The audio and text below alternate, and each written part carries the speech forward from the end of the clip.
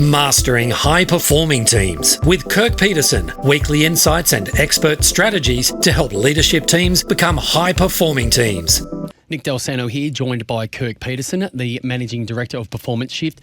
Kirk, this is a big one, and it's also a personal one, and I'll say why. I've got 3 young kids, and the one characteristic I want them to have, or their greatest characteristic, is resilience. That's as a father. But tell me about how resilience is and why it's so important in the business place. Yeah, so let's go back to the definition of resilience first, Al. Yep.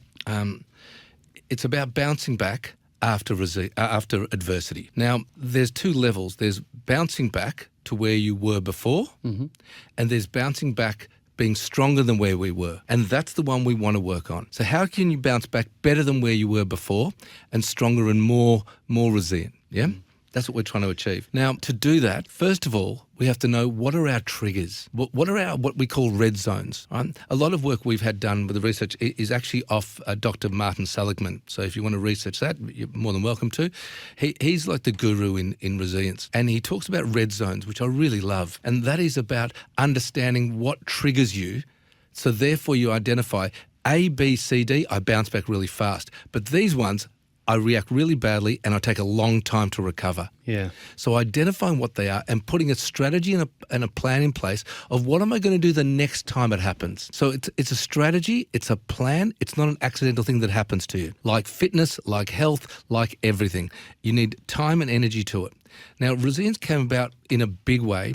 It actually came from the US Army, if truth be known, and that was that they did resilience training and realised that the PTSD reduced dramatically on people with skills on how to bounce back. So it's really important that we give people skills and techniques on how to bounce back. Fascinating. Absolutely fascinating. I'd love to learn more, so I will be going to your website after this, performanceshift.com.au.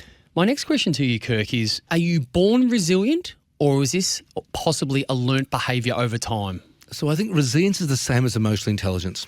It can be moved, it takes time and takes effort.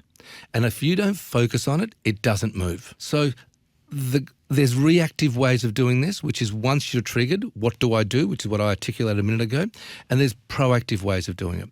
And the proactive ones I like to focus on first. Why? I'd rather deal with it before it becomes an issue rather than deal with it when it's after the issue.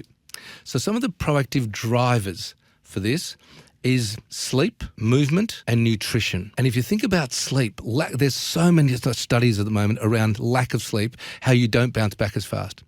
So that's a well-known stat. But movement and nutrition is as valuable. So we have to learn to move and we have to learn to absolutely eat well. You eat stodgy food, eat bad food over and over, you're not at your best. We all know we're not at our best. And then we expect our ability to bounce back is as good. It's not. So I want us all to learn off the proactive steps, not off the reactive ones, as much as it needs to be a strategy as well. What I do love about those tips that you just gave us, they're all simple and controllable. They're not go out and fix the world or save the world in one moment. They are controllable right here, right now. Can you share a quote with us, please? Something around the resilience and the growth of this. Tough times don't last, but tough people do. And that's around our mental fortitude, not around our physical. We need to make sure that we compartmentalise some stuff and put our energy across the fence and say, what can we do, not what we can't do. I love it. I love hearing about resilience. As I touched on, it is personal because I want my kids to have this as a characteristic, not only now, but for the rest of their life. What can we look forward to next week? We're going to maximise results. That means the focus on results and how to maximise those and how to get them a lot quicker. Love the sound of that. We are so focused on results that it is worth our wait. Look forward to next week, Kirk. Thanks for your time. Thanks, Dale. Visit performanceshift.com.au and as a first step, take our free mini team assessment to begin unlocking your team's potential. Shift your mindset, shift your performance.